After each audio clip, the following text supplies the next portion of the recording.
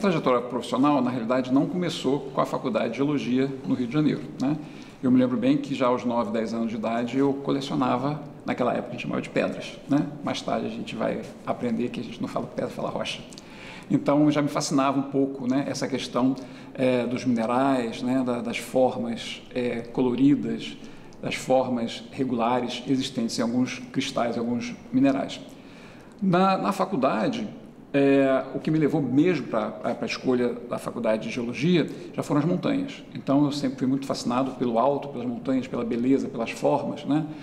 Não por último também pela frequência das matas em cima das montanhas, pelo menos naquela época. Hoje a gente encontra muito morro pelado, né? Mas naquela época era muito comum a gente olhar para uma montanha e ver uma cobertura vegetal. Isso também sempre me encantou.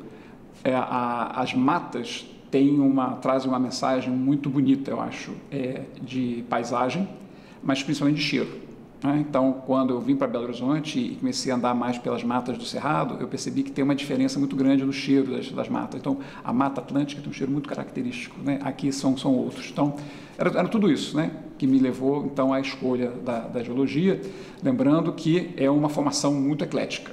Então, a gente vai de fóssil, petróleo, mineral, cristais, água, né? Uma série de outras questões como geofísica, como prospecção aluvional, que são mais termos técnicos, né? Então a gente passeia dentro da Faculdade de Geologia por inúmeros conceitos e por inúmeras outras áreas. Então a interseção da geologia com a química, com a física, com a biologia é permanente. Então isso dá para o estudante de geologia um retrato muito interessante do que é a vida do planeta, sendo que ele não se aprofunda tanto nessas outras áreas, mas ele percebe as conexões. Então, essa conexão, para mim, sempre foi muito valiosa, né? E hoje, mais ainda, como, né, defensor do meio ambiente, como um ator que interage com essas outras áreas, a minha facilidade de interação, né, e de fazer as conexões é muito, muito melhor. Especialmente quando, agora, mais recentemente, quando eu vim para Belo Horizonte, né, em 1998, e pouco tempo depois, eu comecei a me dedicar à elaboração de mapas. Então, os mapas são muito fundamentais, mas eles precisam ser feitos com outro olhar, né? De uma maneira geral, eu costumo dizer que aquela frase, né, uma imagem vale mais do que 1000 palavras, um mapa vale mais do que 1000 imagens, desde que feito com um olhar diferenciado. Então, não adianta apenas fazer um mapa que a gente chama de mapa temático, um mapa de solos, um mapa de vegetação, né, um mapa de estradas, isso sozinho não diz muita coisa. Na hora que você começa a integrar essas informações em mapas quase que inéditos, você começa a ver coisas que sem eles você jamais veria. No caso mais específico, né, da minha atividade aqui em Belo Horizonte, nós temos o foco principal sendo água, né, e principalmente a água subterrânea. E isso já é um outro grande desafio, porque a água subterrânea é um conceito muito difícil das pessoas saberem, porque nós, seres humanos, jamais veremos as águas subterrâneas, nunca. Porque o dia que a gente começar a ver uma água subterrânea, ela deixa de ser subterrânea, ela já deixou de ser, né? Então, é um mistério que está sempre lá. A gente consegue mapear, a gente consegue medir, a gente consegue fazer inúmeros estudos, mas a gente não consegue ver. Não adianta nem botar uma câmera lá embaixo, né? Porque a câmera só vai filmar um pedacinho pequeno. Então, nem as minhocas conseguem ver as águas subterrâneas.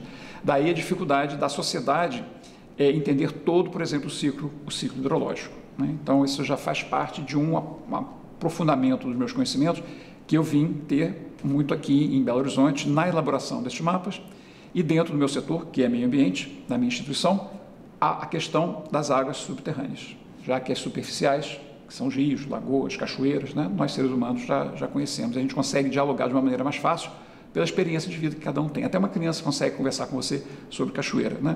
Mas até mesmo um adulto tem dificuldade de falar sobre nível piezométrico, né? Então são conceitos que são muito restritos à área técnica e infelizmente isso é extremamente mal usado, né? Que a gente costuma dizer, né, que é a política da desinformação organizada.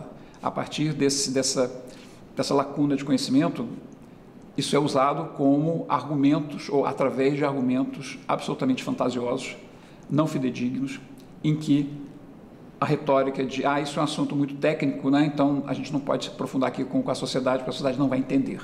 Não é bem assim, tem gente na sociedade que entende, né? Então, não é por ser um conceito complexo, né, que nós temos, como sociedade, que ouvir dos defensores de determinados projetos, como, por exemplo, o Projeto Apollo, né, que, em sendo muito complexo, então, não dá para conversar com vocês, né? Isso não é verdade, porque tem gente da academia que está aí para contrapor, né, esse rol de narrativas enviesadas que a gente vem ouvindo há mais de 15 anos.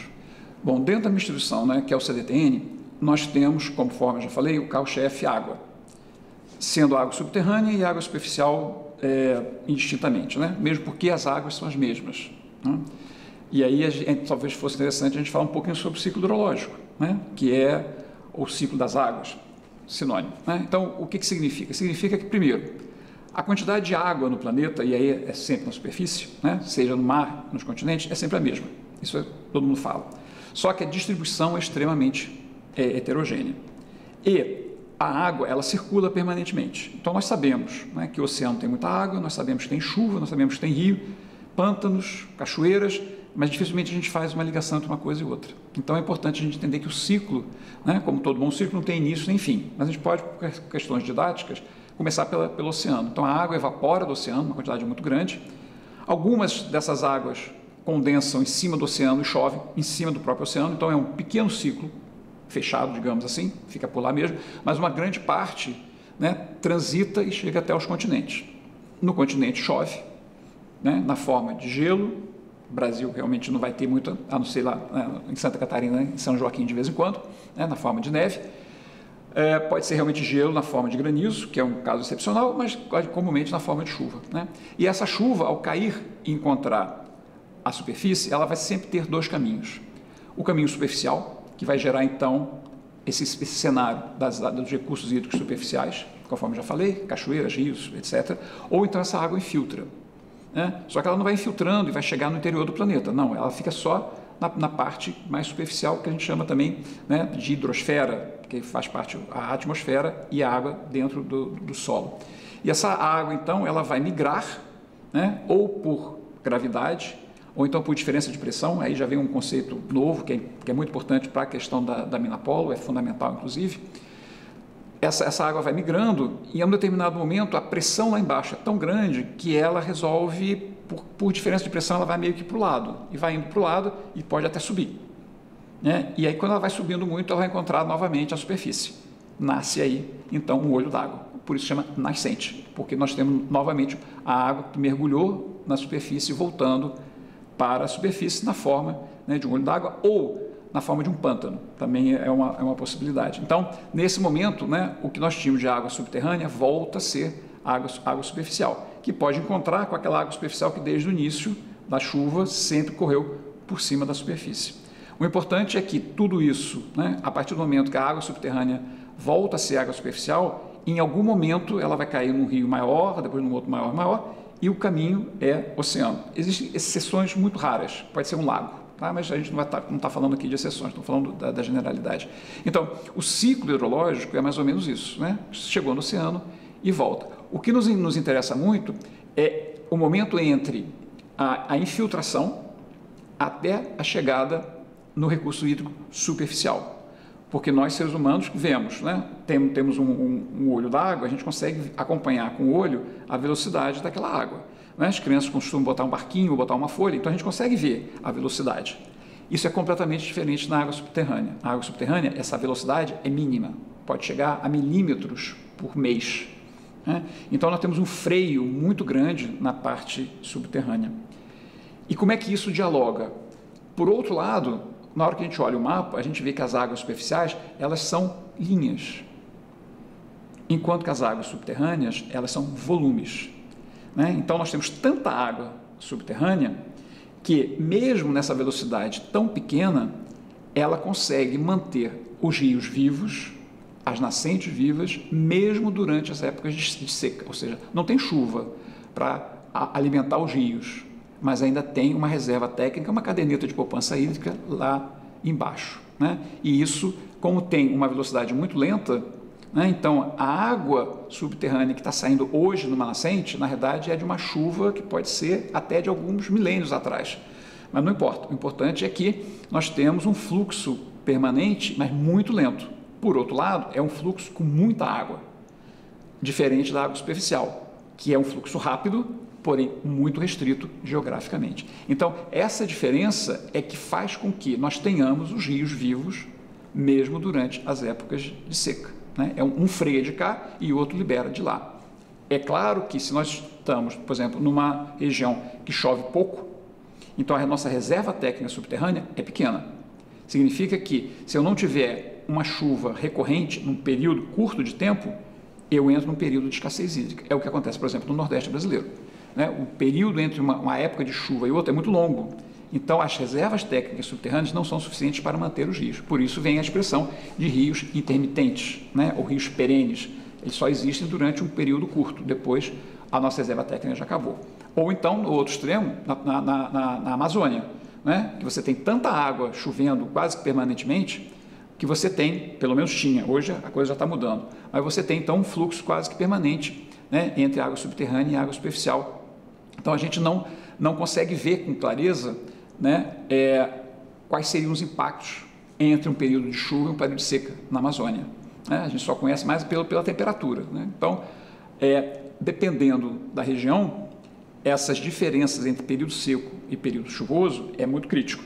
O Cerrado brasileiro, onde nós estamos quase, né, aqui na Serra do Gandarela, Quadrilátero Ferrífero, nós estamos bem no limite do bioma Mata Atlântica e bioma Cerrado. Então, a gente está na zona de transição. Então, aqui a gente já começa a perceber isso, né, que durante o período de seca, nós temos uma redução significativa dos volumes de água dos rios, mas na maioria das vezes os rios continuam, ou pelo menos continuavam, fluindo, apenas com uma redução, né?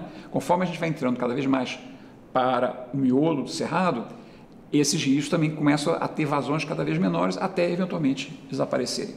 Então, essa relação, né, do ciclo hidrológico é fundamental que a gente tenha em vista, porque esse ciclo é o segredo da vida. Se esse ciclo for alterado, ele compromete todo o resto. Lembrando que nós temos uma diferença de velocidade, ou seja, a interferência que se faz nesse ciclo hidrológico hoje, pelo menos na parte subterrânea, ele poderá ser sentido só daqui a 2, 3, 4, 5, 6 anos ou mesmo décadas.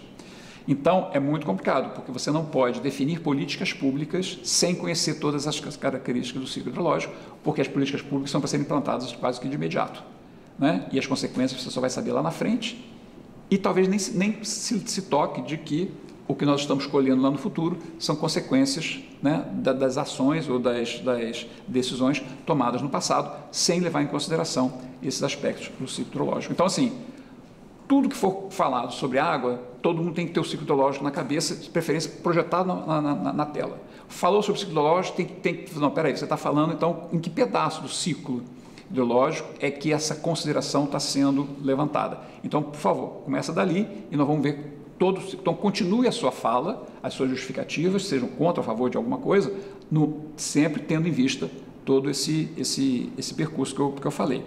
Então, uma coisa extremamente importante que a gente tem que aproveitar aqui o gancho já para puxar, que é o seguinte: quando um empreendimento, basicamente os empreendimentos minerários aqui na região do Quadrilátero Ferrífero e mais ainda na Serra do Gandarela, que se pretende fazer, né, pelo lado das mineradoras.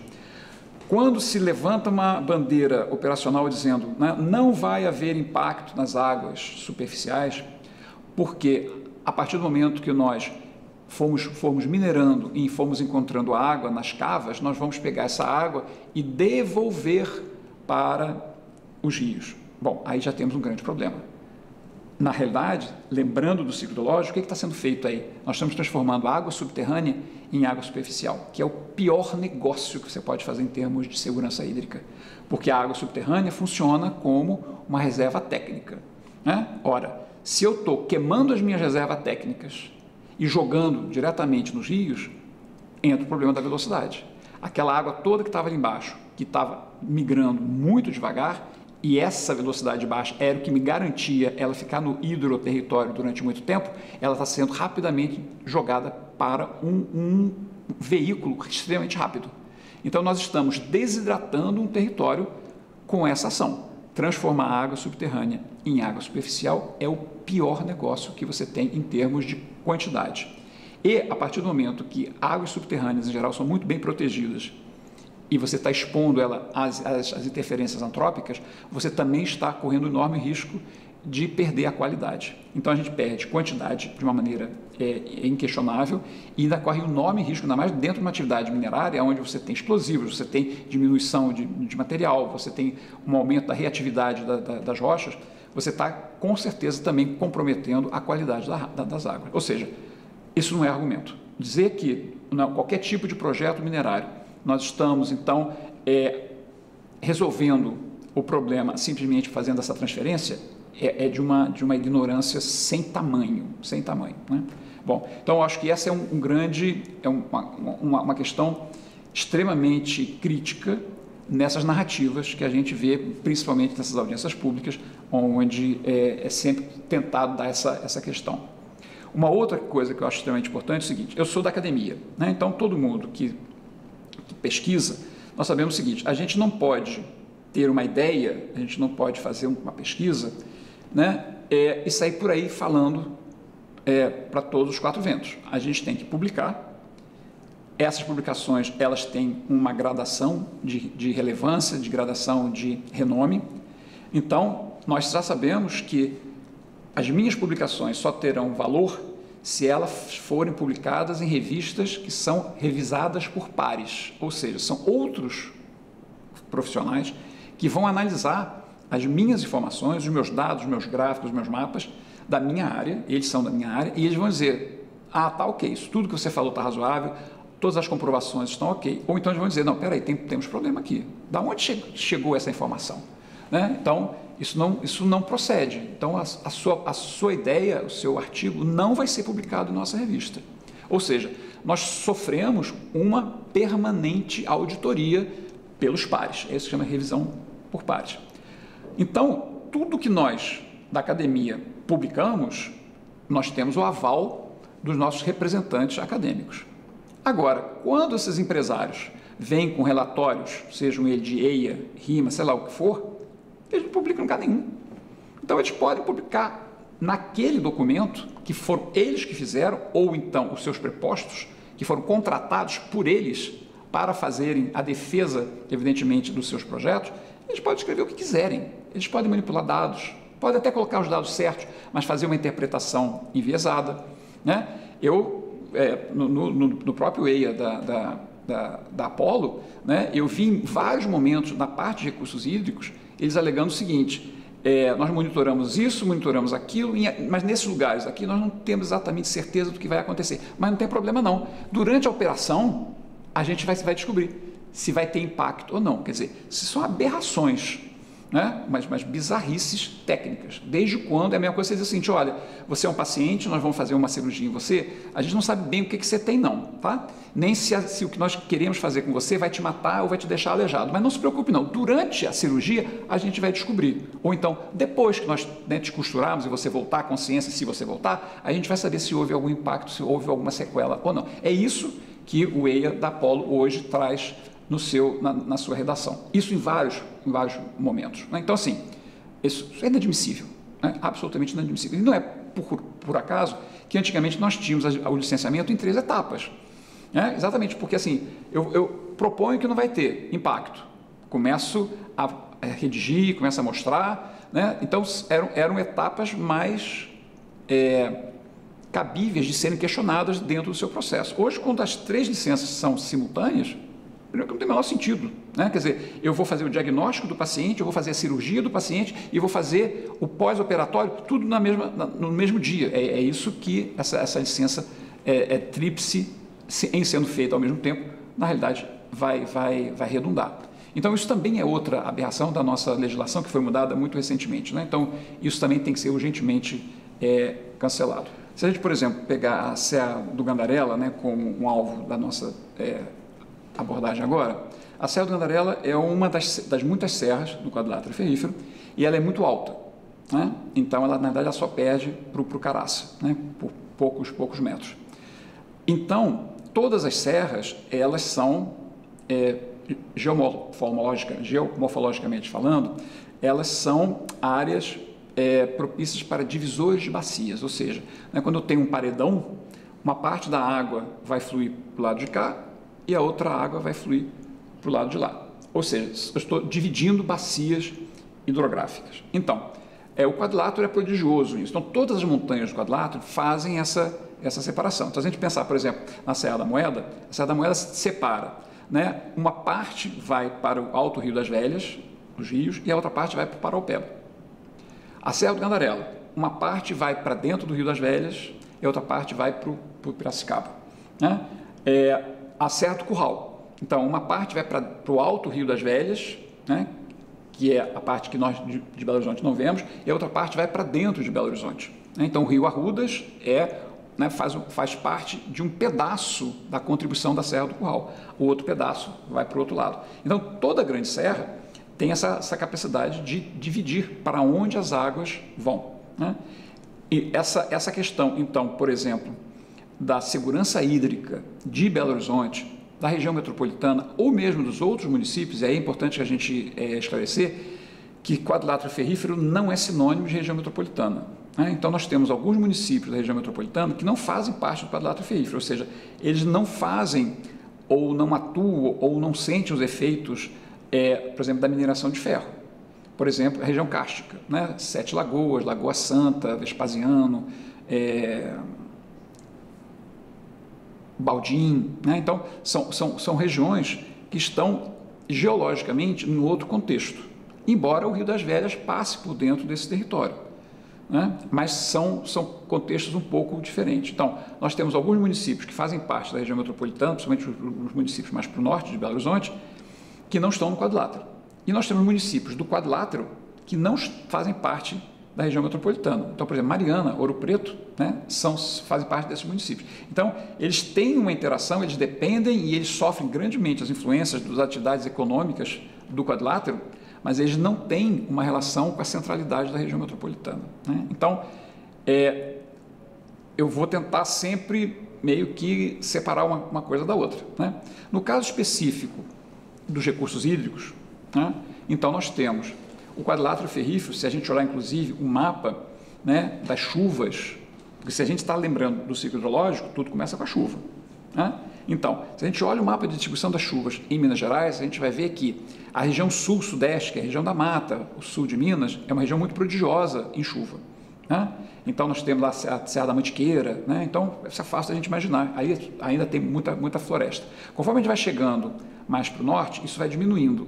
O quadrilátero funciona como uma ilha, uma extensão meio que do sul de Minas. Então, nós temos índices de chuva muito altos no quadrilátero, exatamente por causa das montanhas, as mesmas montanhas que nós temos na Serra da Mantiqueira, né? Então, nós temos no quadrilátero uma singularidade, que são as montanhas altas. Montanhas altas dialogam diretamente com altos índices pluviométricos, porque as umidades da chuva, ainda vindo do oceano, elas tendem a barrar, né, ao serem barradas pelas montanhas, e aí onde barra, chove. Então, nós temos, né, uma espécie de uma captação aérea da chuva por conta do quadrilátero ferrífero.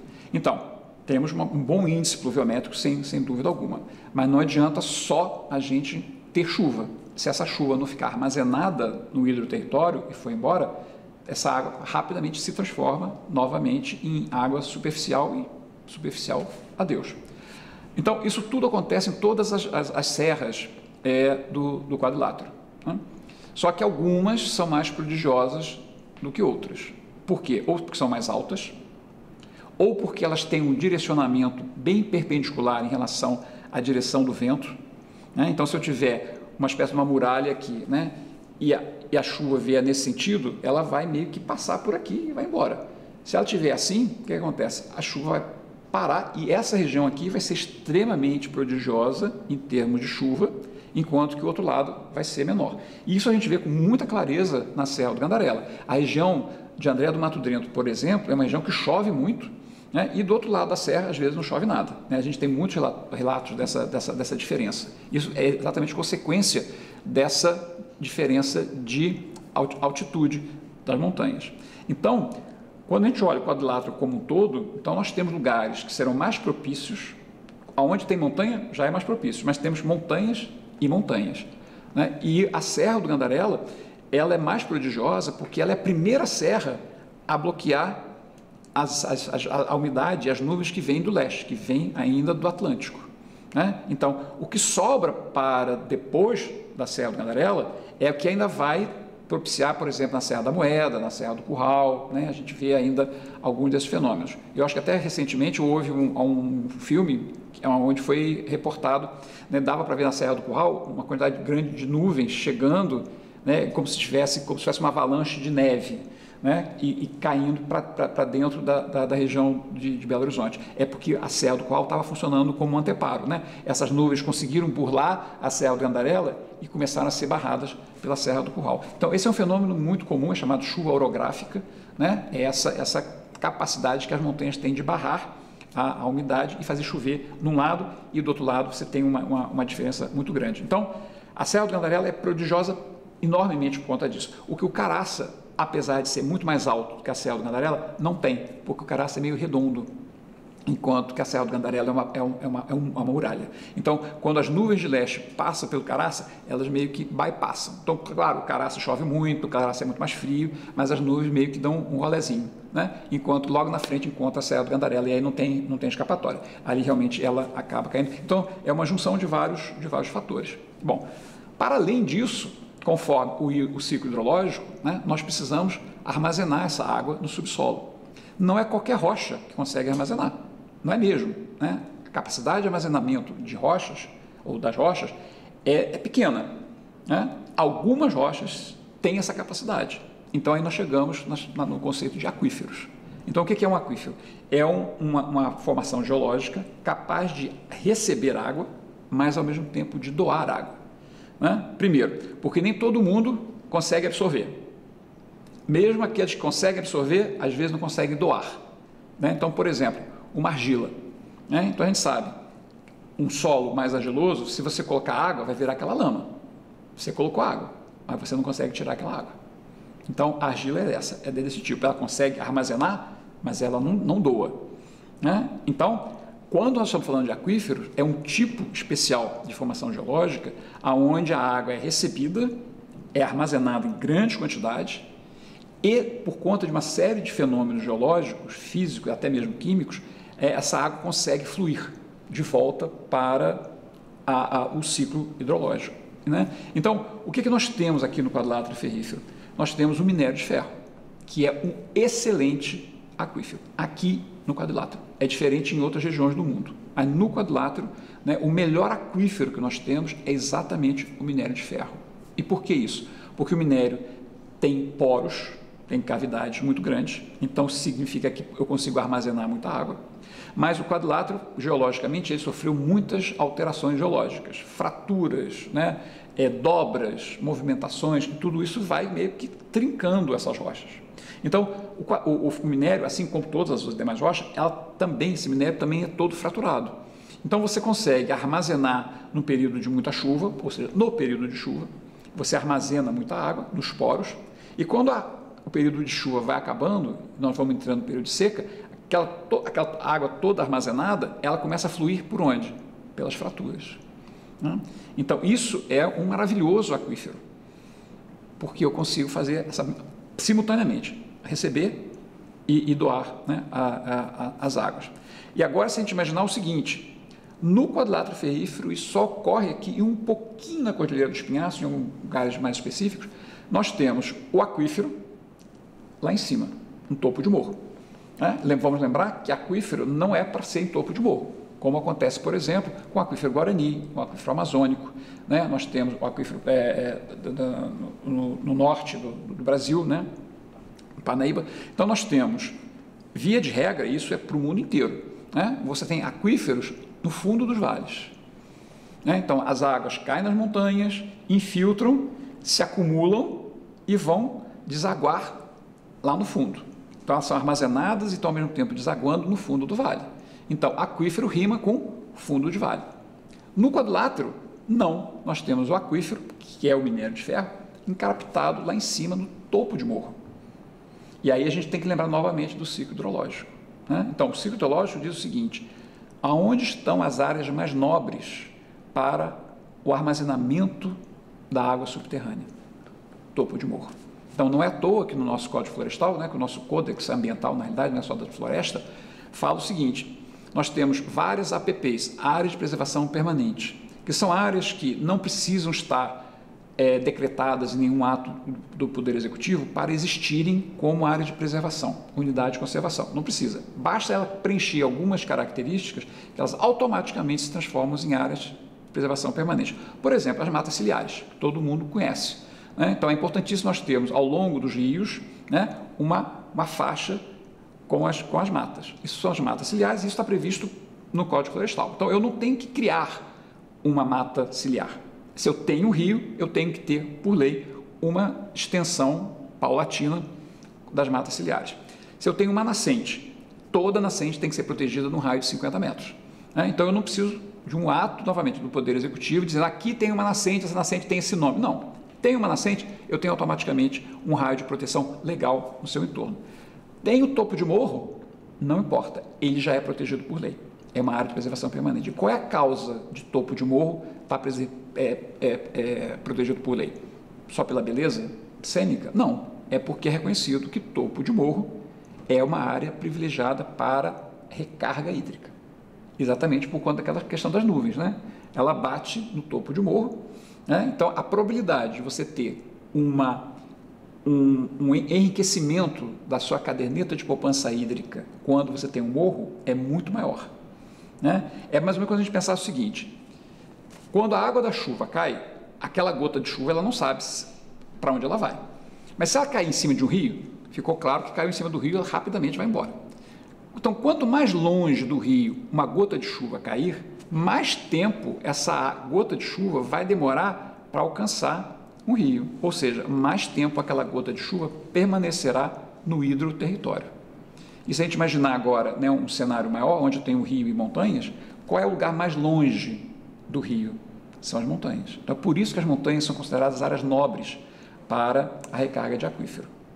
E agora eu acabei de falar, no quadrilátero ferrífero nós temos um fabuloso aquífero, pelas características geológicas, que é o minério de ferro, junto com as câmbias, que é uma outra história um pouco mais complexa, e ainda por cima nós temos tudo isso encarapitado no topo de morro, que é a área mais nobre para a recarga de aquífero. Então, nós temos uma sequência de coincidências extremamente prodigiosas e muito generosas para nós termos. Então, em todo o quadrilátero ferrífero, o que todo Belo Horizontino ou qualquer pessoa do entorno já conhece: cachoeiras muito próximas do topo de morro.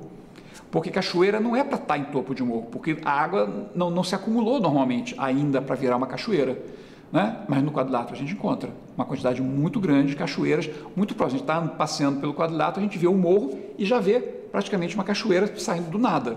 É exatamente por isso, porque nós temos a nossa caixa d'água lá em cima e não lá embaixo. Então, são singularidades, né, que eu inclusive já conversei com outros hidrogeólogos. Eu não sou hidrogeólogo de formação, mas eu tenho uma experiência em hidrogeologia e eu já conversei com muitos hidrogeólogos que dizem o seguinte: não existe em outro lugar do mundo onde você encontra aquíferos tão potentes encarapitados em alto de morro. Então, o que nós temos aqui no quadrilátero é uma singularidade não somente da região metropolitana e quadrilátero, Minas Gerais, Brasil, é uma singularidade meio que mundial. Então, quando a gente olha o mapa do mundo com os aquíferos, a gente vai sempre encontrar esse padrão. Aquífero é lá embaixo, não é em topo de morro. E aqui a gente tem essa singularidade fantástica, o que então nos comprova, né, ou que nos explica esse fenômeno de nós temos tantas cachoeiras perto do topo de morro.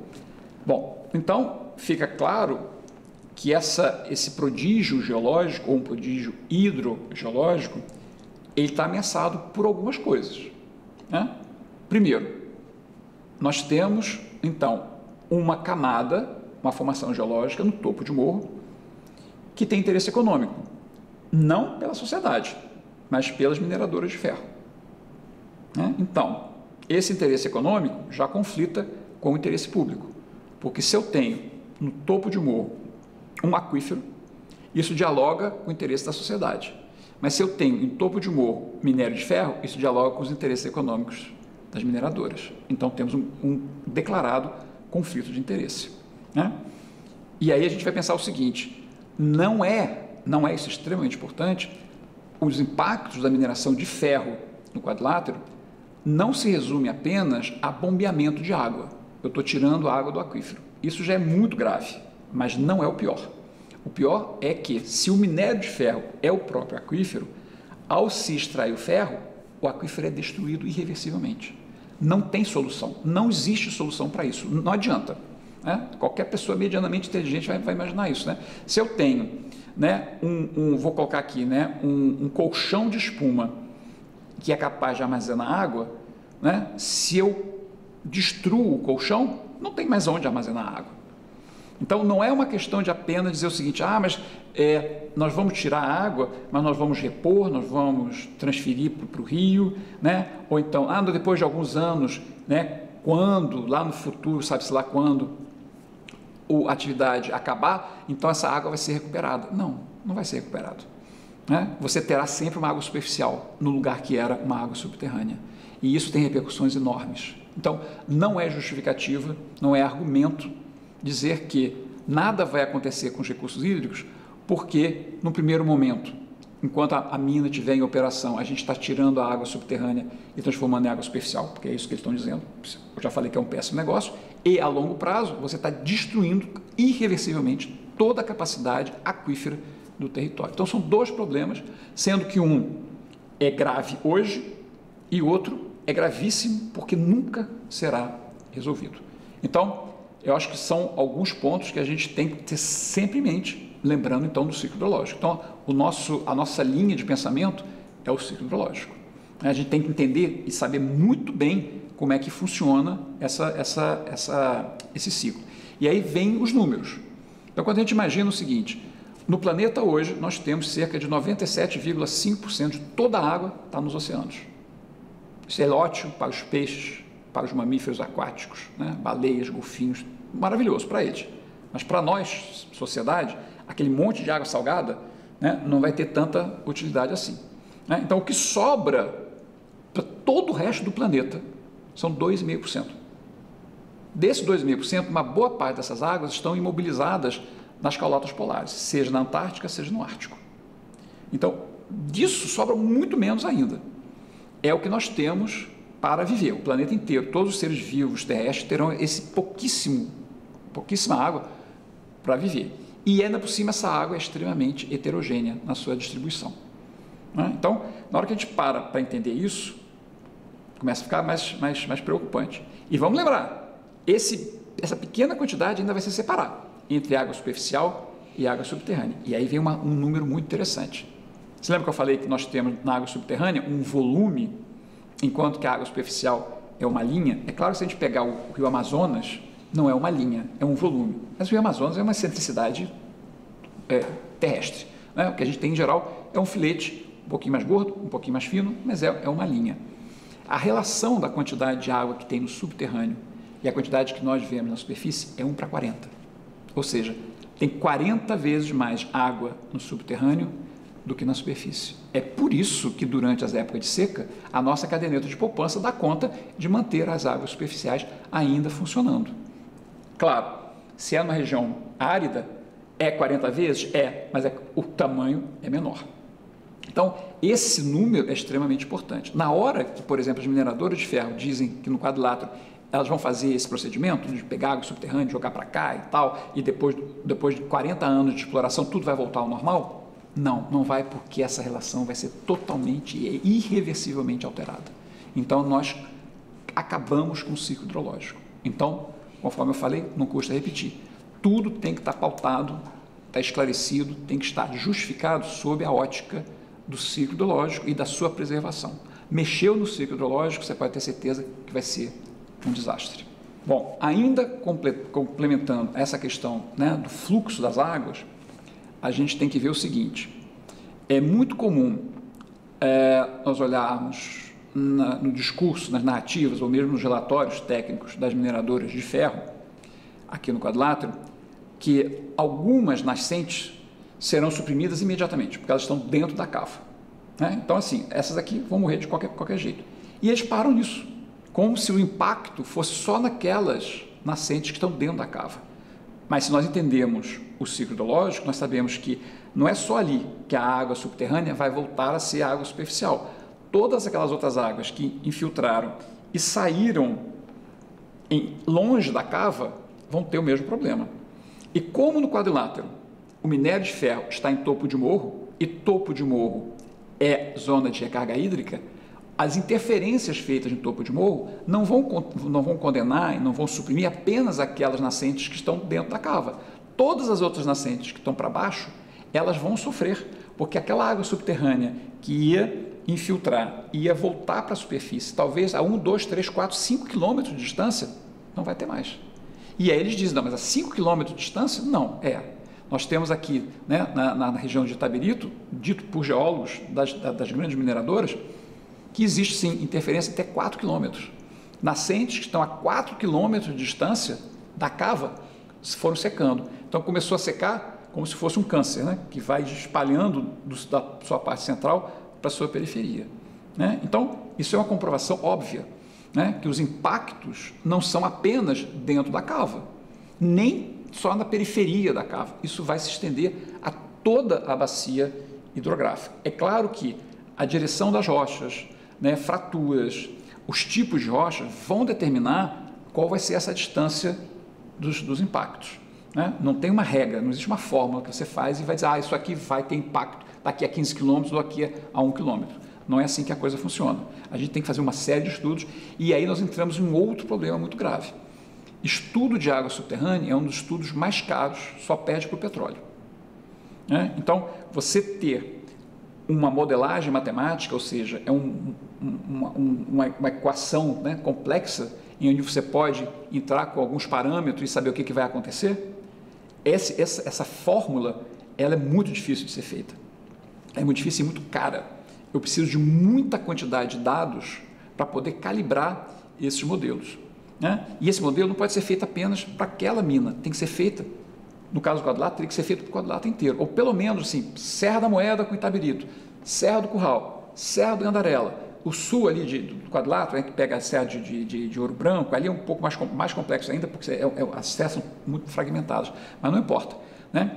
Para eu afirmar, olha, aqui não vai ter impacto, eu tenho que ter uma comprovação matemática desse sistema, os meus dados de entrada têm que ser absolutamente precisos, eu tenho que ter muitos dados de entrada e esses dados são muito caros, né? Um deles são chamados pesômetros, né? Que é o quê? Apenas é uma perfuração que eu faço no meu terreno para saber onde é que está o nível da água subterrânea. Né? E tem que fazer o monitoramento pelo menos durante 4 anos. Choveu, esse nível subiu de quanto? Isso tem que ser anotado permanentemente. Aí no ano seguinte, desceu porque está uma época de seca, depois sobe de novo. Então esse movimento ele tem que ser registrado permanentemente, no mínimo por 4 anos. Né? O ideal seria ter 4, 5, 6, 7, 8, 10 anos. Né? Para você ter, porque nós temos anos de mais chuva, anos de menos chuva, então tudo se comunica. Bom, essa conta, né, ela precisa então ser baseada em pesômetros, só que os pesômetros são caros. Em geral, cada pesômetro R$1 milhão. Né? E você precisa ter, dependendo do seu projeto, você precisa ter 20, 30. Né? Então, a sociedade civil não tem dinheiro para fazer isso. Nem mesmo os órgãos de controle do meio ambiente, mesmo se eles quisessem, que normalmente não querem, né, eles também não teriam recursos para isso. Então, só quem tem recursos para fazer isso é o próprio empreendedor da área minerária. Né? Só que ele também só faz dentro da área que ele vai minerar. Né? E o que acontece no entorno? Não se sabe. Então, não adianta vir com esse discurso, né, que nós temos tudo registrado, nós temos dados, nós temos tabelas. Bom, primeiro saber se essas tabelas são reais. Né? Nós sabemos que subdimensionamento de captação de água é a regra no quadrilátero. Então, as empresas, né, que tiram água, né, para os seus empreendimentos sempre colocam quantidades muito menores do que a realidade. Isso também eu conheço porque os geólogos todos se conhecem, né, e todos eles falam para mim, Paulo, é tudo para inglês ver. Né? Então a gente sabe que existe essa subnotificação. Né? Então, mesmo imaginando que nesses relatórios, né, dos projetos minerários existem números, né, dizendo que é assim ou é assado, a gente... Mas vamos dar, né, como é que chama? O benefício da dúvida. Então vamos imaginar que esses números sejam verídicos, mas eles são muito restritos. Né? Então a sinergia com o entorno é simplesmente ignorada. Isso não pode, porque tudo vai impactar lá na frente. Quando eu digo lá na frente, é daqui a alguns anos, né? E a mineradora, ela está só atuando ali. Ela não está preocupada com o que está acontecendo no vizinho, nem os órgãos de defesa ou de controle do meio ambiente fazem a correlação de um empreendimento com o outro. Não somente eles ignoram os vizinhos laterais, como eles ignoram os vizinhos verticais, ou seja, eles não fazem uma conta das águas superficiais e a conta das águas subterrâneas. É tudo uma coisa só, mas na cabeça desse povo são coisas diferentes. E então eles não olham muito essa correlação. Então nós temos fragilidades nas leis, nós temos fragilidades nos órgãos, nós temos fragilidades nas metodologias e nós temos fragilidade no controle dessas informações. Então, se a sociedade não tem como monitorar isso, fica muito difícil de contra-argumentar. Basta chegar alguém, né, de uma grande mineradora, postar uns números aqui, dizer isso aqui é a expressão da verdade. Eu quero isso aqui publicado nas revistas, que nós, pesquisadores, somos obrigados a submeter a um comitê de revisão. Eu quero esse tipo de informação, né, referendado pelos meus pares, e que não sejam pares interessados naquele assunto, né? Então, nós já vimos aí que nós temos uma quantidade de erros gigantescos, né, e falta de controle. Não é à toa que eu, junto com outros pesquisadores, né, então agora a gente está, a minha instituição, através do meu projeto, nós estamos dialogando e temos parceria com a UFMG, com a Unifei de Itabira, né, nós estamos fazendo um pool de pesquisadores, porque a nossa ideia é fazer com que a ciência que a gente domina, que a gente usa, que ela saia dos muros das nossas instituições e chegue até a sociedade. Porque ninguém melhor do que a sociedade que está ali no território para monitorar e para ver o que está acontecendo. Nós temos as ferramentas, mas nós não temos os olhos, nós não temos nem as pernas, nem os braços, né? Eles têm tudo lá. Então, se a gente começar a instrumentalizar essas comunidades para elas próprias fazerem pelo menos algumas coisas que estão ao alcance delas, elas não vão poder fazer o pesômetro de R$1 milhão. Isso sem dúvida. Então, a parte subterrânea não tem como resolver, mas as partes superficiais sim. E se a gente lembrar do ciclo hidrológico, as águas superficiais não são uma consequência, não são uma dádiva das águas subterrâneas, eu não consigo mapear a causa, mas eu consigo mapear a consequência. Então, se eu quantifico a consequência, por tabela, eu sei o que está acontecendo lá por baixo. Paulo, o que significa monitorar a consequência? O fluxo das águas, a vazão, a quantidade de água que está saindo no rio, né? Então, se você chegar para alguém que mora perto de um rio e perguntar, esse rio aí, ele está sempre assim? Ou ele de vez em quando diminui a vazão, a quantidade de água? A pessoa vai dizer, não, na época de seca diminui. Diminui quanto? Sim, tá, talvez metade. Talvez metade. E quando? Quando para de chover. Mas em que época? Fica difícil, né? Porque a pessoa vai apenas lembrando dos fenômenos, das memórias. Não, porque de repente aqui no casamento da minha filha foi em abril, já não tinha tanta água quanto tinha em janeiro. Então ele pode fazer essas inferências, mas isso não resolve muito a nossa vida, né? A gente quer instrumentalizar a sociedade para que ela própria possa monitorar esse tipo de informação, que é extremamente importante. Agora, como monitorar a quantidade de água de um rio, né? Não dá. Olhando, não dá, né? Então, só para você ter uma ideia, qual é a unidade? É litros por segundo, né? Ou metros cúbicos por hora. Depende da unidade que a gente usar. Então, olhando o rio, não dá para saber quantos litros por segundo que está passando uma determinada seção do rio, né? Mesmo porque, vamos lembrar, em geral, a parte central do rio, ela anda com uma velocidade maior do que as margens, que as margens oferecem resistência, né? Então, nem é homogênea esse deslocamento da água, né? Então, como fazer esse tipo de medição? Em geral, um rio de porte pequeno, a médio, né? Para você fazer uma medida pontual, ou seja, eu vou medir lá hoje à tarde, né? Você contrata uma equipe e vai lá. Essa medida custa em torno de R$7 mil, 7 mil, 8 mil, 9 mil. Né? E conforme o rio vai ficando um pouquinho mais caudaloso, o preço vai subindo exponencialmente, porque as dificuldades de logística são muito, muito grandes.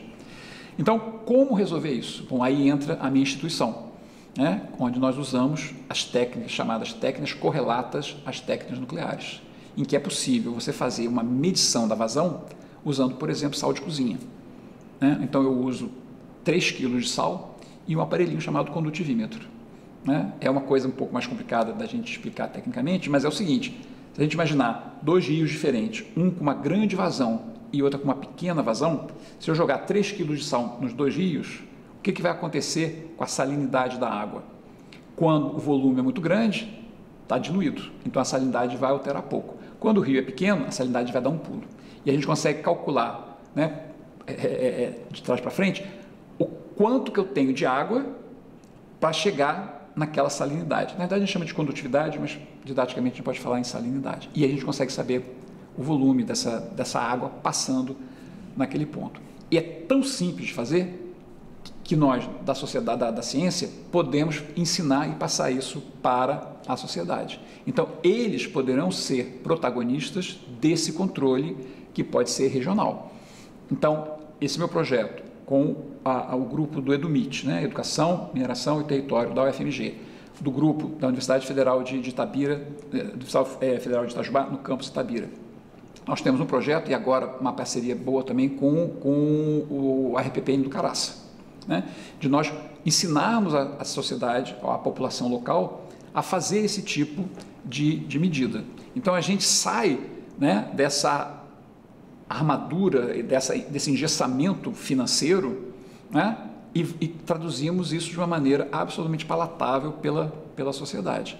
E se você ainda tiver a oportunidade de colocar um pluviômetro, que nada mais é do que um recipiente de chuva, né, em que você vai controlar toda a chuva que vai cair durante um determinado período, então você, dentro do ciclo hidrológico, você já tem dois parâmetros extremamente importantes. A chuva que está caindo no território e a repercussão nos rios. Não sei ainda o que está acontecendo lá por baixo, mas eu já tenho pelo menos dois parâmetros. E o pluviômetro, um pluviômetro comercial, bonitinho, etc., custa R$3.000, mas você pode fazer um de PVC, com a mesma eficiência, por R$100, R$120, se você fizer uma quantidade maior, isso sai mais barato ainda. Então, se você instrumentalizar a sociedade local, né, a fazer, por exemplo, um monitoramento todo dia, basta uma vez por dia, isso já é mais do que suficiente, né?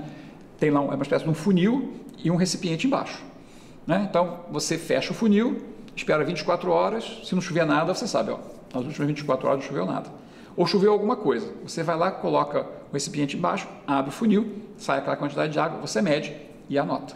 Então, você vai tendo, né, o que a gente chama, né, de um registro pluviométrico ao longo do tempo que você quiser. E se tiver uma outra equipe medindo as quantidades dos rios, você já começa a fazer uma correlação entre uma coisa e outra. E olha só que interessante, a água subterrânea não vai se transformar em água superficial? Se na hora que começou a chover muito, né, a resposta do rio for muito rápida, isso significa que eu não estou tendo a necessidade de armazenamento muito grande por aqui. Diferente, começou a chover, o rio quase não muda, e de repente ele começa a mudar, é porque eu levo mais tempo, a água da chuva leva mais tempo para entrar e sair lá no final. Então, é uma coisa meio mágica. A gente consegue fazer gráficos e a partir desses gráficos a gente infere quanto é que tem de água subterrânea, com esses dois parâmetros, né, o chamado hidrograma. Então, são técnicas que nós podemos usar, que a ciência usa, mas é só a ciência. A sociedade não tem acesso a isso. Essa estratégia de colocar a sociedade como parceria ou como parceira da ciência, chama ciência cidadã, né? Onde, então, eu como pesquisador, eu não vou propor à sociedade uma solução, é ela que vai chegar para mim com um problema e vou dizer, olha, dentro do meu domínio científico, eu antevejo que esses e esses instrumentos poderão resolver o problema de vocês. Vocês topam fazer uma parceria? Vocês serão os nossos olhos, as nossas pernas e os nossos braços. A gente orienta vocês terão sempre que ser orientados por um cientista, mas vocês vão captar os dados, passam para a gente processa esses dados e dá uma devolutiva para vocês, de uma maneira que vocês vão entender o que está acontecendo e juntos a gente vai construir esse cenário, a gente vai monitorar todo esse cenário. É claro que, especialmente na questão da água, a gente precisa de um tempo de monitoramento longo, né? Essa nova filosofia da ciência, que é chamada ciência cidadã, ela é muito comum na questão da biologia. Observação de pássaros, espécies de borboletas, né, espécies de mamíferos ou répteis, porque isso é mais fácil da sociedade contribuir. Na questão da água, como a gente entendeu que o ciclo da água, né, pode ser longo, então a gente precisa de um tempo de monitoramento maior. Mas quanto mais cedo as comunidades começarem a se auto-monitorarem, mais recursos nas mãos elas terão para, primeiro, aprender, porque, né, isso cria uma identidade territorial com as águas. Então, as comunidades que estão ali, elas sabem que aquela água é importante, mas elas não têm domínio sobre aquilo. A partir do momento que elas começam a medir, elas começam a desenvolver uma relação extremamente interessante com as águas, né? Passa a ser como se fosse a minha casa, né? Porque eu tenho que saber na minha casa se a minha caixa d'água está cheia ou não, se tem cano furado, se tem infiltração ou não, né? A partir do momento que eu começo a medir as águas dos meus rios, eu começo a me sentir parte novamente do meu ciclo hidrológico. E a partir desse entendimento, então, muda, né? E eu começo a me sentir, não, agora eu sou protagonista do meu território. E isso é muito interessante, porque quando chegar alguém de fora dizendo, não tem problema nenhum, porque a gente vai pegar água subterrânea e vai transformar em água. Não, peraí, calma, não é bem assim, porque eu já sei alguns outros conceitos. Então, a ciência cidadã não somente é um braço da academia extremamente necessário, como a academia também é interessante e necessária para essas comunidades, para elas próprias não caírem nesse discurso. Não, isso é um assunto técnico muito complicado, a gente não adianta discutir aqui com vocês. Não. Então, se esses territórios que hoje estão sendo ameaçados por novos projetos minerários, se eles tivessem, né, as informações nas mãos sobre esses processos, eles teriam muito mais condições de contra-argumentar. Então, nós estamos trabalhando para que isso ocorra, porque senão os territórios serão permanentemente devastados e sem a menor possibilidade de reação, a não ser na preocupação das pessoas. Elas estão expressando a sua preocupação, mas não conseguem quantificar, não conseguem nem mesmo qualificar por essa falta de conhecimento mais técnico, que realmente é mais complexo. Então, a ciência cidadã hoje está caminhando a passos largos nessa direção. Só para dar um exemplo, a minha instituição pertence a uma autarquia que está pendurada no Ministério de Ciência, Tecnologia e Inovação, né? Então, que é o MCTI. Então, o MCTI já tem uma plataforma dentro do site deles, né, que é a CIVES, especialmente voltada para a ciência cidadã. A Unesco está de olho muito grande, a Unesco já está patrocinando eventos que fomentam a ciência cidadã exatamente por conta disso, porque não é mais possível nós termos as decisões concentradas apenas em alguns poucos representantes da sociedade. A sociedade tem que estar como um todo ali participando, né? Bom, então, eu acho que a gente entendeu, primeiro, a importância do entendimento do ciclo hidrológico. Segundo, as alternativas que a sociedade tem para sair dessa posição de refém dos discursos, das narrativas das mineradoras, ou qualquer outro empreendedor que vai fazer um impacto nos recursos hídricos, né? Então, a gente tem uma fábrica, né, de refrigerante em Itabirito, né, que fez uma devastação. Isso por quê? Porque a sociedade não sabia dessas consequências, né? Não sabia nem do próprio processo. Então, tudo isso só é possível, né, esses subterfúgios jurídicos, subterfúgios técnicos, porque nós não temos uma sociedade informada. A partir do momento que ela começa a entender e se tornar senhora dessas informações, a história muda, né? Então, é por isso que a gente está há muito tempo investindo e acho que a gente vai conseguir cada vez mais. Então, especialmente no embate que está bastante atual na Serra do Gandarela, a gente vê muito um discurso da Vale dizendo o seguinte: as águas que serão impactadas na Serra do Gandarela não vão impactar a captação de Bela Fama, que é a captação mais importante da Copasa para abastecimento de Belo Horizonte e para muitos municípios do entorno direto, né? Então, a gente tem que lembrar primeiro o seguinte: embora realmente algumas nascentes que são e serão impactadas de uma maneira inquestionável pela própria Vale, serão impactadas pelo Projeto Apolo, são nascentes que abastecem, por exemplo, o Ribeirão da Prata. E o Ribeirão da Prata vai chegar no Velhas depois da captação da Copasa. Então, não tem problema. Bom, não tem problema primeiro, para quem, né? Cara pálida. Quer dizer, pode até, ou poderia até não ter problema para a Copasa, porque ela vai continuar tirando a mesma quantidade de água sem impacto. Mas não é isso. Vai ter impacto, sim. Segundo, quem foi que disse que se depois de Bela Fama, né, as águas forem comprometidas pela diminuição do seu volume, então está bem, está de bom para todo mundo? Quer dizer, o Rio das Velhas só existe até Bela Fama. De Bela Fama, depois, os outros municípios que se danem. Essa a proposta da Vale. né? Então vamos desconstruir essas mentiras pouco a pouco. Primeiro, se nós nos lembrarmos, né, do início, que nós temos, né, a infiltração da água subterrânea, né, e que ela em algum momento ela vai voltar para a superfície, e essa distância vai variar muito de cenário para cenário, pode ser de quilômetros de distância, então, na Serra do Gandarela, nós poderemos ter impactos na zona de recarga hídrica que vão se repercutir muito antes de Bela Fama, ainda antes da captação da Copasa.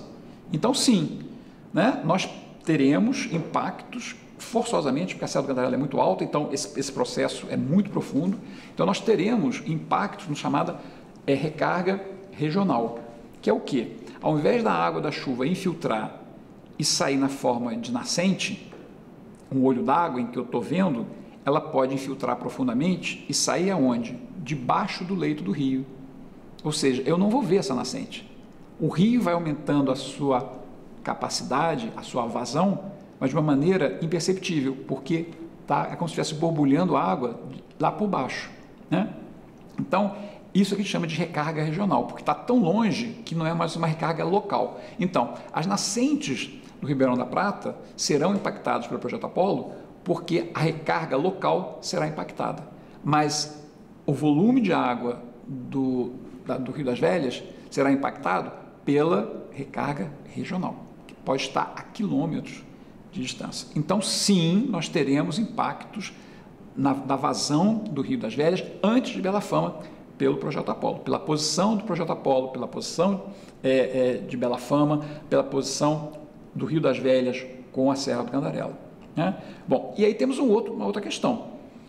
Quanto mais água, por exemplo, o Ribeirão da Prata continuar a mandar para o Rio das Velhas, que é depois da captação de Bela Fama, mais a Copasa terá disponível para captar em Bela Fama, né? Porque ela sabe que logo depois da captação nós teremos um reforço da natureza que vai, né, facilitar a reposição dessa água. Então, mesmo que nós não tivéssemos o risco de desabastecimento de Bela Fama por conta da recarga regional, nós não podemos dizer o seguinte: está depois de Bela Fama, então dane-se. Não, porque a Copasa também ela tem as suas restrições legais. Ela não pode secar, por exemplo, o Rio das Velhas, né? Mas ela estará numa situação muito mais confortável se ela souber que daqui a algumas dezenas de metros tem o Ribeirão da Prata chegando lindamente, com uma quantidade razoável de água e uma boa qualidade, né? Então, esse discurso, né, apenas locacional, né, está depois de Bela Fama, então não tem importância,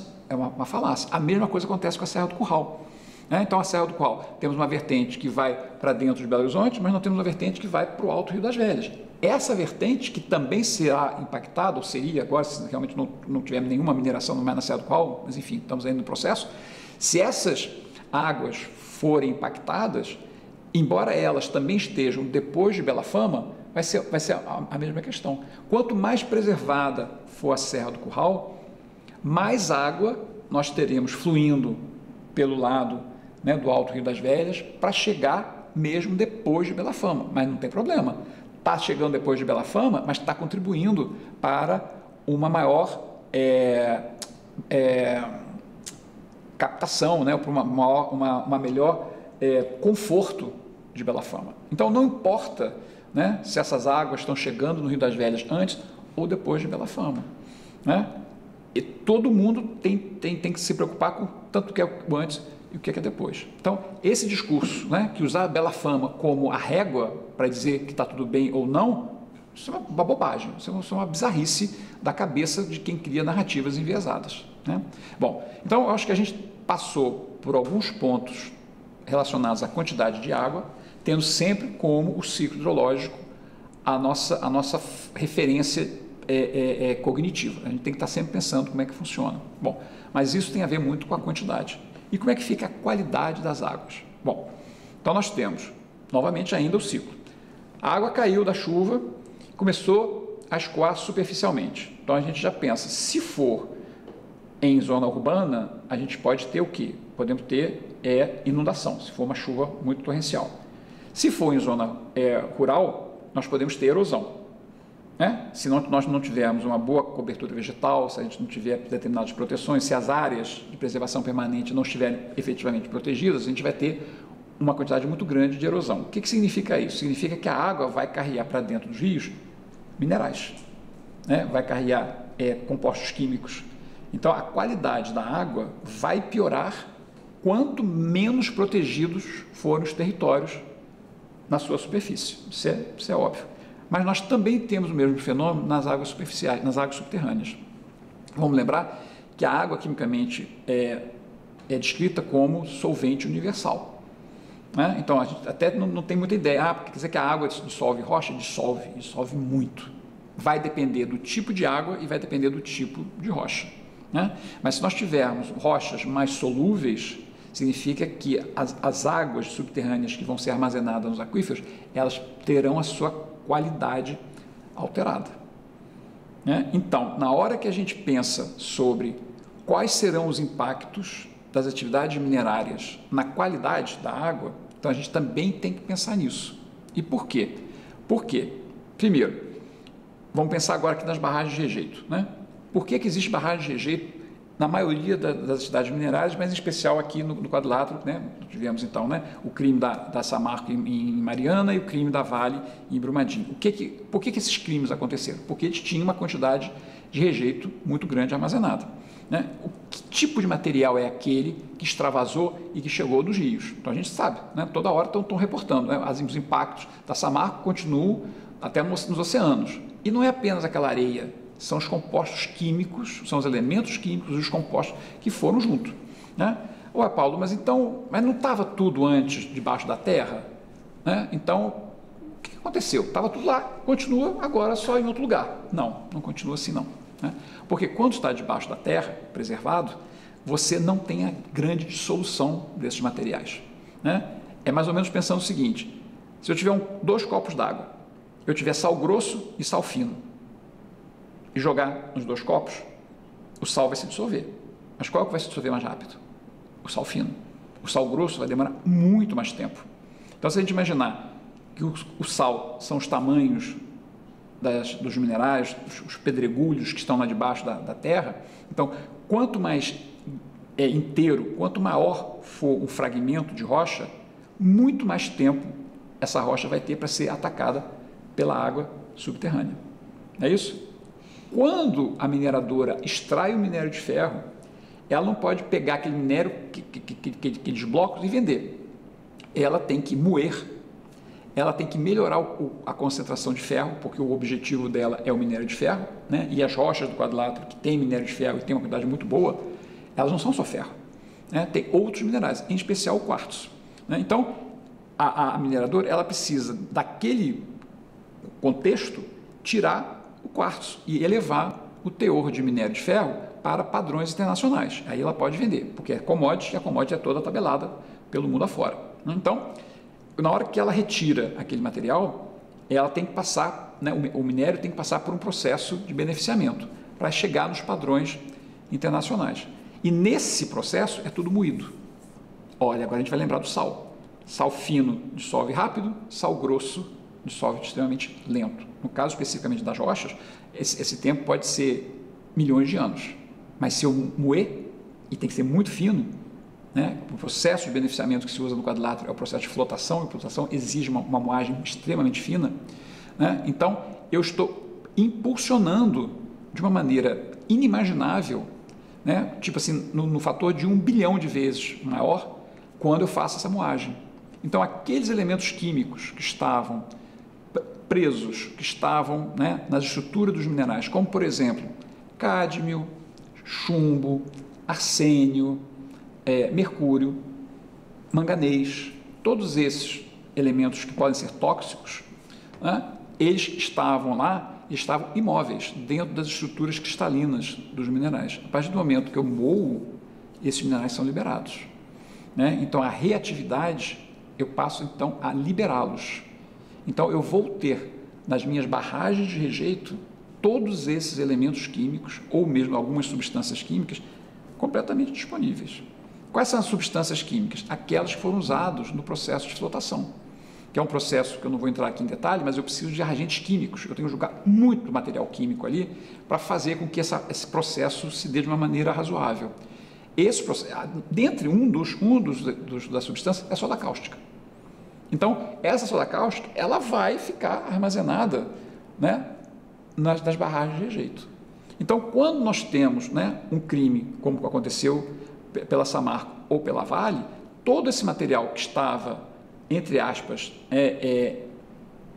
preso nas barragens de rejeito, todo esse material é liberado de uma vez só.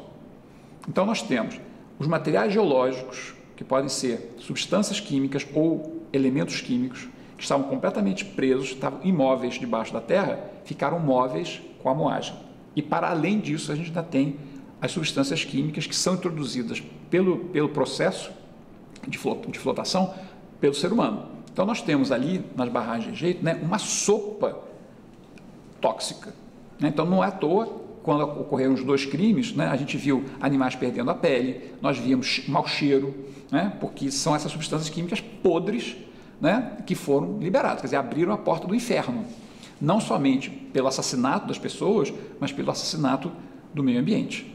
Então, quando a gente fala, né, em mineração, especialmente no quadrilátero ferrífero e a mineração de ferro, embora a gente tenha a mineração de ouro, que também tem um outro problema, só diferente, né, mas não é melhor do que tudo isso não. Mas nós, principalmente na mineração de ferro, a gente tem que levar em consideração que os efeitos, né, não perceptíveis dessa contaminação também não serão restritos apenas quando a barragem é rompida. Porque as barragens, elas são construídas aonde? Nos vales. O que é um vale? É uma região em que você tem um acúmulo de águas, de chuva. Se você barra e começa a jogar ali o seu lixo, tudo bem, você tem um espaço interessante, né? Só que a água da chuva continua a cair, né? E o que acontece com essa água? Ela tem que ir para algum lugar. Então, toda barragem de rejeito, ela tem que ter um sistema de drenagem dessa água de chuva, porque senão ela transborda. Aí sim ia ser um desastre, né? Então, se você imaginar que a água da chuva está caindo toda a época, né, mais úmida, só deixa de cair na época de seca, mas durante alguns meses nós temos chuva caindo e água entrando e lavando e liberando todo esse material ali. E a mineradora sabe disso, ela tem que botar os drenos. Então, o que está saindo por esses drenos em cenário de não rompimento? É uma contaminação silenciosa, permanente, né, que só vai diminuir na época de seca. Né? Durante a época de chuva, você tem aquela limpeza permanente, e é uma fonte inesgotável de materiais tóxicos. Só que vai ou dissolvido, né, ou então até nem tanto dissolvido, vai turbilhonado nas águas. É muito comum a gente conversar com pessoas hoje que falam assim, porque pessoas mais velhas, falam assim, no meu tempo de juventude eu nadava no Rio das Velhas. Né? O rio era limpo, hoje está todo barrento, está todo marrom de minério. É isso, né? O Rio das Velhas não teve ainda nenhum grande rompimento de barragem, mas todo mundo sabe que no passado os rios eram mais limpos, eram mais transparentes, né? E por que não está isso? Não está assim? Porque nós temos essa contaminação silenciosa, seja de produtos químicos ou mesmo de minerais que estão saindo, né? Os minerais mais finos vão saindo também, né? de carona nessas águas. Então nós temos sim um comprometimento permanente da quantidade, por conta da destruição da zona de recarga, por conta da destruição dos aquíferos, por conta da transferência de água subterrânea para água superficial, em termos quantitativos, mas nós também temos em paralelo e permanentemente, 24 horas por dia, ad eterno, a contaminação dessas águas. Então, o binômio qualidade e quantidade, eles estão sempre juntos. Vamos lembrar que não adianta a gente ter muita água se ela for contaminada. Ainda então, nessa questão da qualidade das águas, se nós pegarmos o mapa de todo o quadrilátero e colorirmos os rios com o seu enquadramento, que pode ser classe especial, classe 1, classe 2, classe 3, classe 4, lembrando que o enquadramento é uma tentativa, né, de mais ou menos retratar qual é o cenário qualitativo das águas.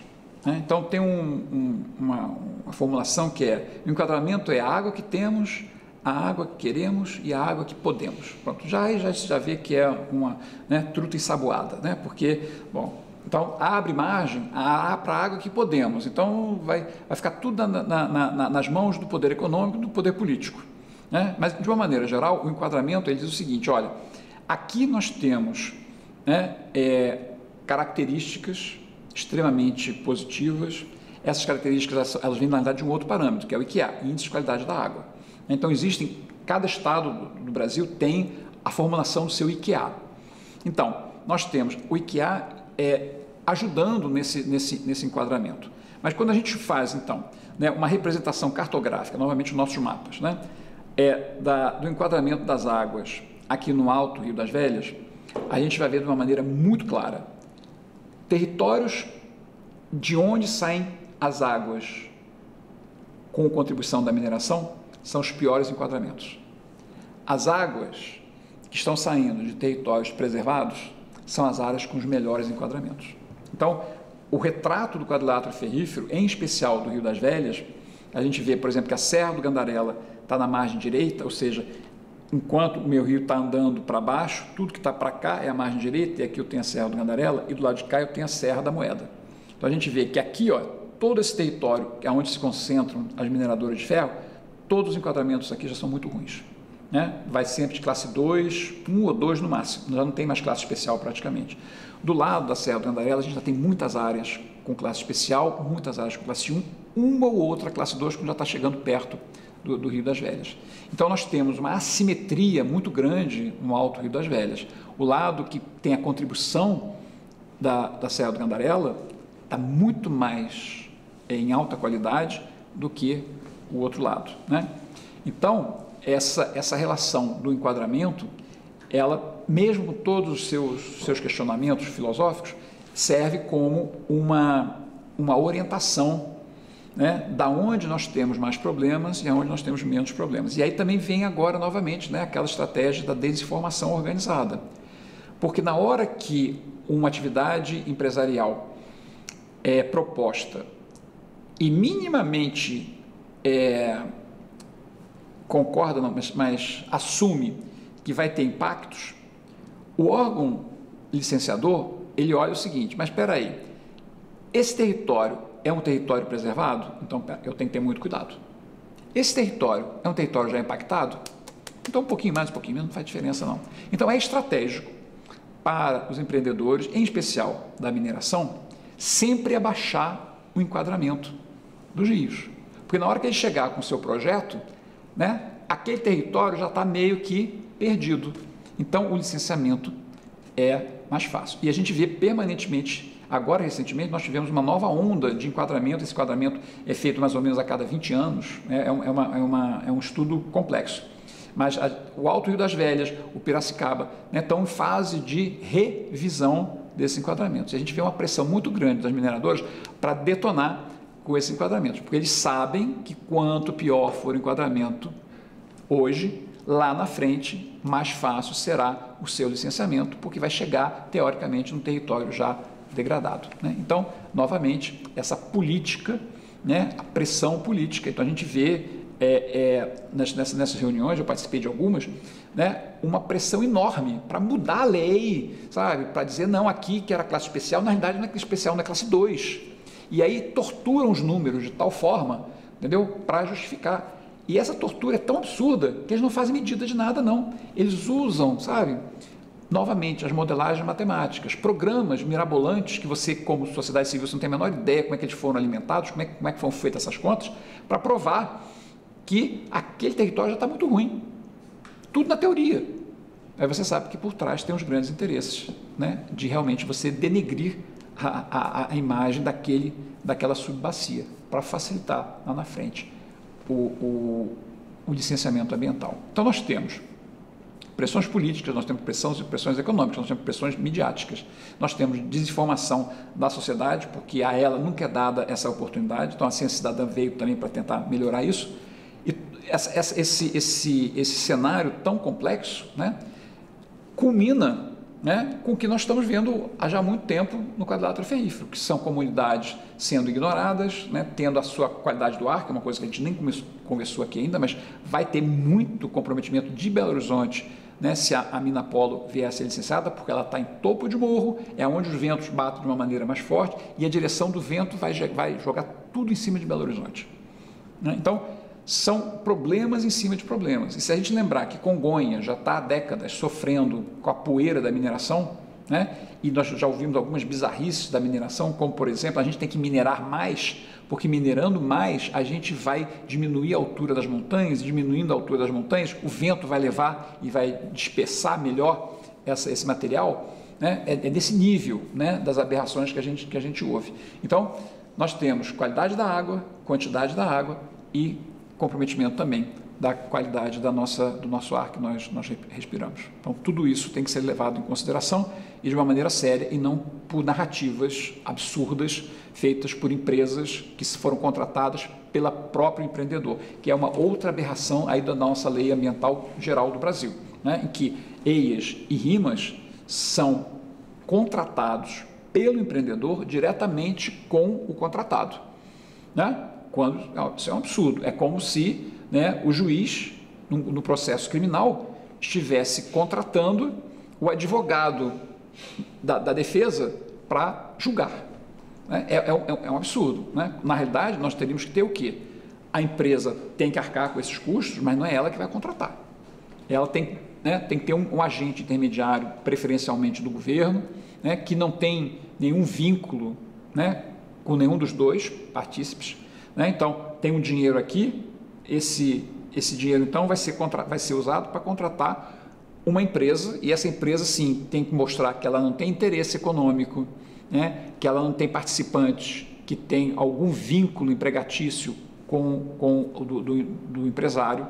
Né? Então, esse dinheiro, ou melhor, essa comunicação, né, do órgão pagador com o contratante, com o contratado, com a empresa que vai fazer o EIA ou o RIMA, né, não pode ficar sob a influência do empreendedor. Né? Ele tem que estar completamente alijado do processo, de preferência, nem saber quem são as empresas que estão concorrendo, teria que ser um edital, né? Mas ele não tem como, não deveria ter nem como saber quem são esses potenciais contratados. Né? Mas nem isso acontece direto, de uma maneira direta. Então, eu já vi em alguns fóruns científicos onde empresários sérios, né, que têm uma equipe ou que formam uma equipe para gerar um EIA ou gerar um RIMA, dizem o seguinte: eu já perdi contratos com mineradoras porque eles exigiam na minha contratação que eu assinasse uma cláusula concordando que eles poderiam, no final do meu trabalho, mudar o meu laudo. E isso foi assim, todo mundo falou, isso ocorre mesmo. Né? E aí tinha uma pessoa lá que, não, mas espera aí, vocês têm que ver que nós temos o responsável técnico, então o cara que vai assinar o EIA, o cara que vai assinar o RIMA, né, se ele escrever alguma coisa que não é a realidade, ele está sujeito aqui, está sujeito a nada. Né? Eu nunca vi no Brasil ninguém que tenha sido condenado por ter feito um laudo comprovadamente fraudulento. Né? Então, nós temos, em especial no quadrilátero ferrífero, na mineração, seja de ferro, mas não somente do ferro, o jogo de 70 vezes 7 erros. É tudo errado. A lei está errada, a execução, o controle, a sociedade que não é ouvida, né? O sistema de contratação, quer dizer, tudo está errado. E para piorar, nós ainda temos hoje os órgãos controladores, o que deveriam ser os controladores, né? Com a pressão política, né, dos partidos, né, que são favoráveis à mineração, que são favoráveis à destruição, que são favoráveis aos interesses econômicos, né, em detrimento dos interesses públicos.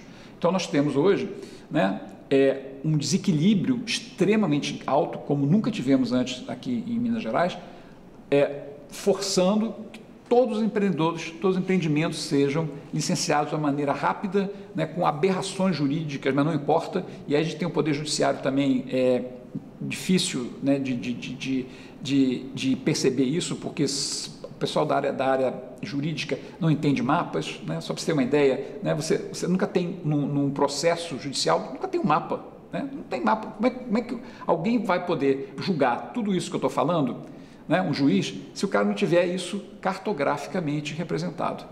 Então, nós temos fragilidades e erros e bizarrices e aberrações em todos os pedaços dessa cadeia, né, da mineração, mas principalmente aqui no quadrilátero e principalmente na mineração de ferro. Bom, depois de tudo isso que eu falei, fica claro que os lados negativos da mineração, especialmente da mineração de ferro, são devastadores. Mas todo mundo sabe, todo mundo diz, todo mundo concorda que a sociedade moderna não consegue mais viver sem os minérios.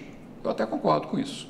A questão toda é o seguinte: quem é que produz, né? Ou melhor, quem é que extrai, porque nenhuma mineradora produz nada. A Copasa não produz água e a mineradora não produz minério, só extrai.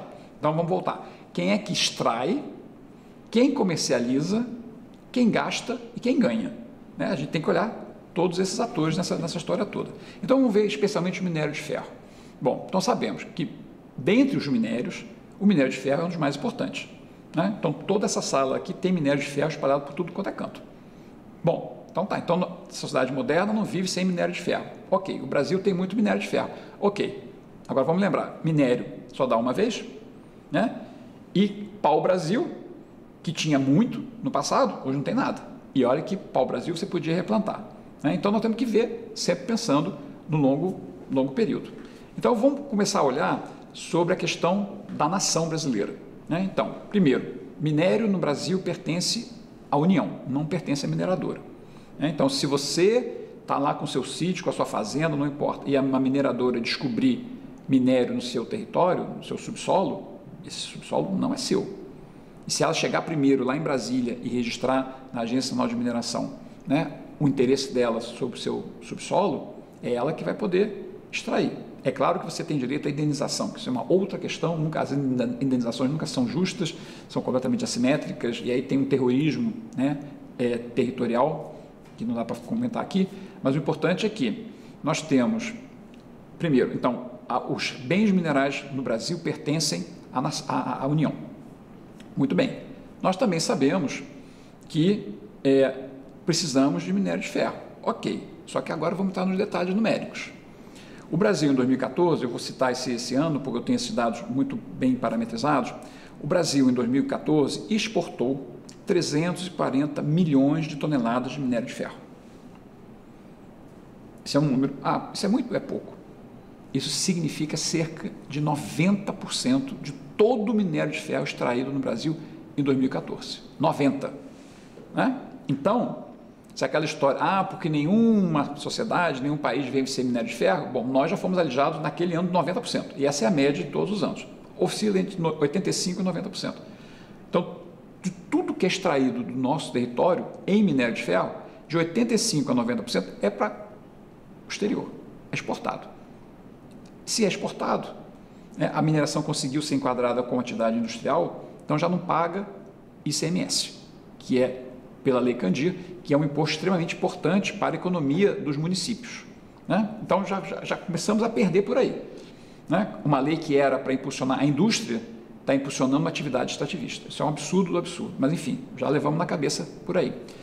E vamos pensar, de 85% a 90%, está indo hoje, em especial, para a China. Talvez não tudo isso, mas uma grande parte para a China. Então, não somos nós, brasileiros, que estamos sendo beneficiados. Quem está sendo beneficiado é a China, que compra de nós uma matéria-prima a tonelada e depois nos devolve meia dúzia de tranqueiras com preços estratosféricos. São os materiais manufaturados, processados, etc. Então, nós temos aí, né, já uma diferença enorme, né, nessa assimetria do comércio. Bom, aí a gente ainda pode pensar o seguinte: 340 milhões de toneladas em 2014. Se a gente projetar a população brasileira hoje, mas vamos imaginar que naquela época já eram 200 milhões, para ser bastante, como é que chama? Simpático para a mineração, se a gente dividir 340 milhões de toneladas por 200 milhões de brasileiros, nós teremos 1,7 toneladas por brasileiro que foi exportado. E aí eu pergunto, qual de nós, qual de vocês que estão nos assistindo aqui, né, precisou em 2014 de 1,7 toneladas de minério de ferro para a sua vida? Lembrando que essa é a média. Então entra aí a vovozinha de 120 anos, entra o recém-nascido ontem, né, de 1 mês, de 2 meses, 3 meses, né, que não vai usar tudo isso. Entra os indígenas, que não precisam de minério de ferro para praticamente nada, né? Então, existe uma quantidade enorme de brasileiros que nunca precisou de nada, mas mesmo assim a gente está fazendo a média. Então, eu quero saber quais de vocês precisou, em 2014, de 1 tonelada e 700 quilos de ferro para dizer, nossa, a mineração de ferro é importante, é necessária para mim, porque eu gastei tudo isso, né? Então, essa conta não fecha. Depois nós temos o seguinte, Paulo, mas você sabe que para fazer um omelete é preciso quebrar ovo. Sim, né? Eu não posso, né? Eu preciso destruir o ovo para fazer o omelete. A grande pergunta, nesse caso do omelete, é o seguinte, quem é que come o omelete e quem fica com a casca? Então, o Brasil, nesse modelo, né, de commodity de minério de ferro, está nessa pergunta, quem é que fica com o minério e quem é que fica com os problemas? Né? Então, para trás ficam as barragens de rejeito, ficam as contaminações das águas, mesmo no cenário de não rompimento de barragem, e quando tem rompimento, então nem se fala. Aí você tem morte de pessoas, morte de animais, morte do meio ambiente, poluição permanente. Então, né, não estou falando disso, estou falando só do dia a dia, entre aspas, tradicional. Né? Então, ficam também os impactos sociais, né? Porque você não pode minerar dentro de Belo Horizonte, mas você vai minerar basicamente então, nos lugares onde tem pouco menos de gente, você está na zona rural. Né? Grandes projetos minerários trazem um fluxo basicamente masculino para trabalhar ali. Então, você já começa a ter impactos gigantescos no entorno do empreendimento, né? Que não é bom. Né? Porque nós traremos não sei quantos mil postos de trabalho, mas que tipo de posto de trabalho está sendo colocado naquele município? Né? Um município tipicamente rural. Né? Essas pessoas vão ter que morar ali.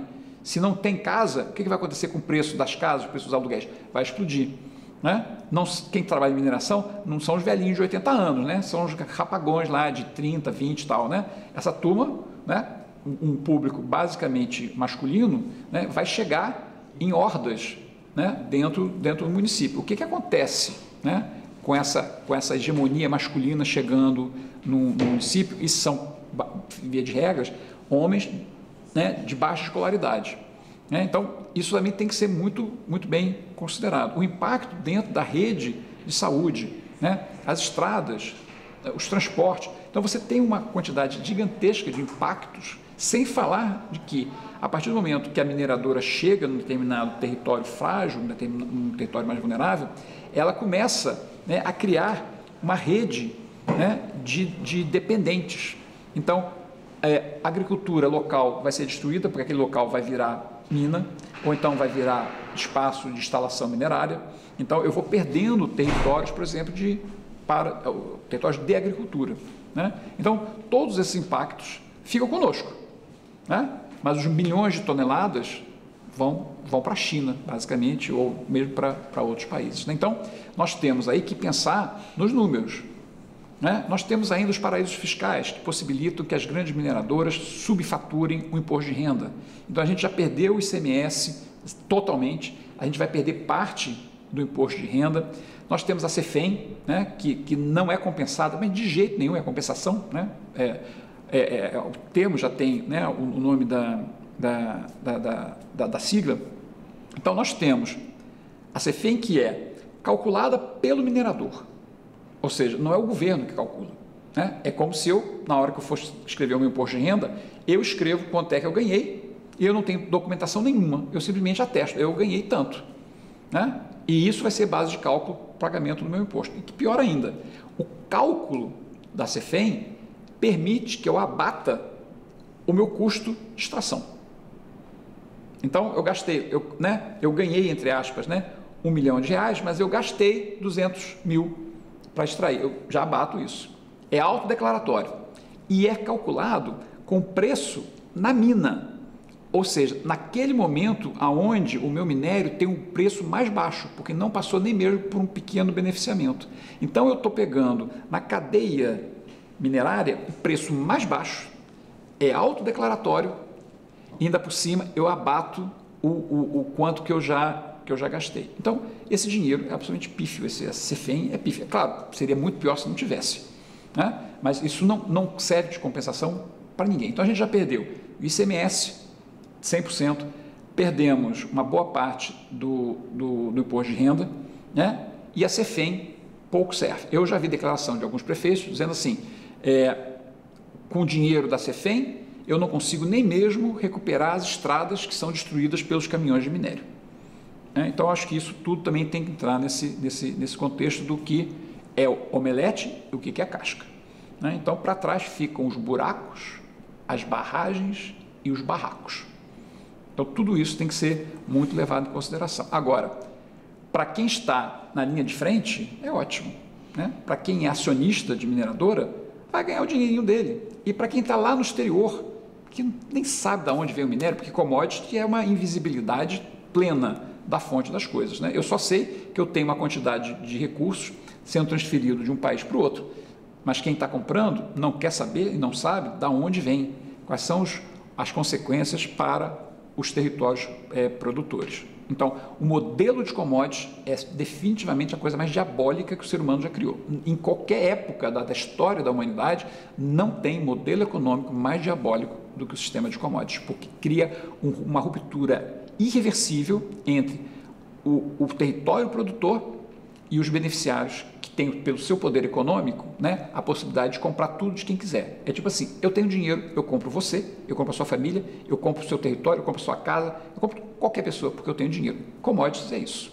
E o que é pior, se você ainda quiser vender pelo nosso sistema de commodities, o seu produto tem que estar padronizado de acordo com as minhas regras. Então, o minério de ferro tem que chegar a um determinado teor do ferro, porque senão ele é rejeitado.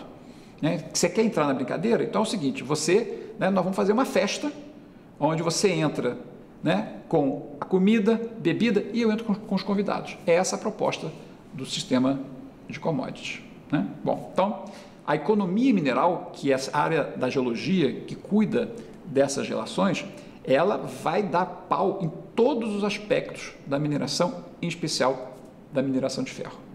Então, eu acho que é muito importante a gente ter na cabeça como é que funcionam esses valores, como é que funcionam essas regras, e para onde vão ou não vão esses recursos que deveriam fluir. Então, isso é uma bobagem completa, alegar a postos de trabalho, imposto, nós geramos imposto, não gera nada. Eles estão devendo e não estão devendo pouco. Então, eu acho que é importante também a sociedade se apropriar mais dessas informações. Então, isso então é a área da economia mineral que dificilmente entra, por exemplo, numa audiência pública. Mas isso tem que ser falado para começar a entrar no circuito das discussões. Ainda voltando para a questão das águas, houve uma tentativa, que eu não sei se foi até que ponto implementada, de um discurso que essas áreas impactadas pela mineração, especialmente a mineração de ferro, poderiam ser recuperadas, entre aspas, pelos sistemas agroflorestais.